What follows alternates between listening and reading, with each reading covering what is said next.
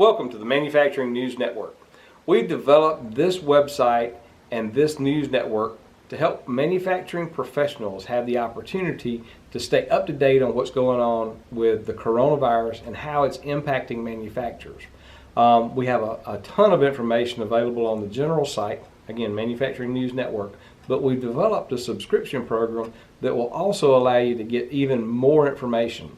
We are launching and providing roundtable discussions for industry leaders to share best practices and talk about in real time what's going on in their business.